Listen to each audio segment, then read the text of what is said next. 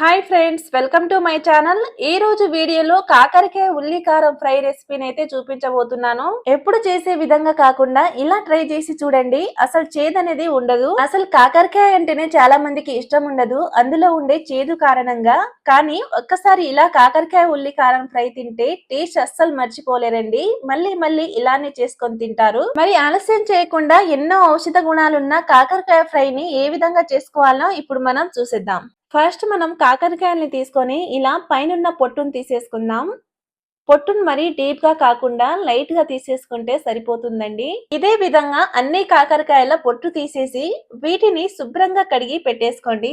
తర్వాత ఇలా వీడియోలో చూపించిన విధంగా సైడ్స్ కున్న ఎడ్జెస్ ని కట్ చేసేసుకోవాలి.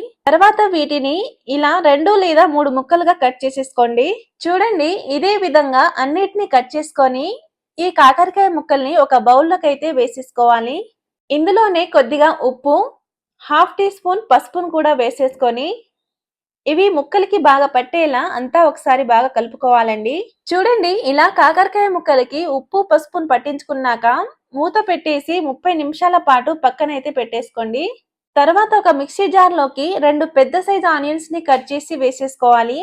అలాగే ఇందులోకి 3 టీ స్పూన్ల వరకు కారం పొడి, 7-8 వరకు పొట్టు తీసిన వెల్లుల్లి రెమ్మలు, 1 టీ స్పూన్ జీలకర్ర, అలాగే టేస్ట్కి సరిపడా సాల్ట్ను కూడా వేసేసుకొని వీటిని మెత్తగా గ్రైండ్ చేసి పక్కనైతే పెట్టేసుకుందాం. 30 నిమిషాల తర్వాత మూత ఓపెన్ చేసి చూద్దాం.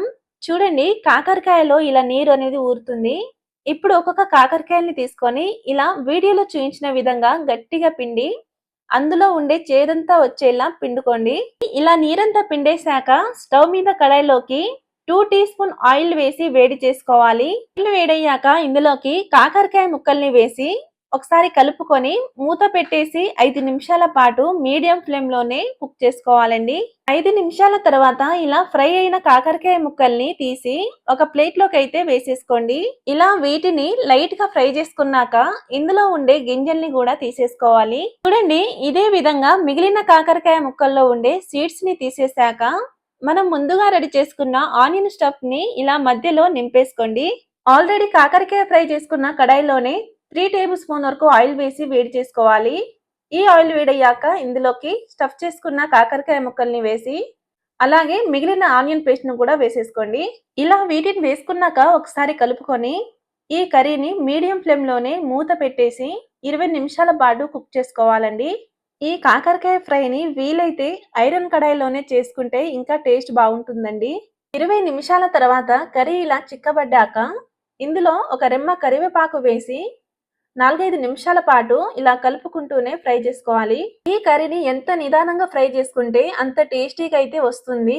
కాకరకాయ ముక్కలు ఇలా ఫ్రై అయ్యాక స్టవ్ ఆఫ్ చేసేసి వేడి వేడి అన్నంలోకి తింటే టేస్ట్ అదిరిపోతుందండి. తప్పకుండా ట్రై చేయండి. కాకరకాయ ఉల్లి కారం ఫ్రై మీకు ఎలా వచ్చిందో కామెంట్ చేయండి.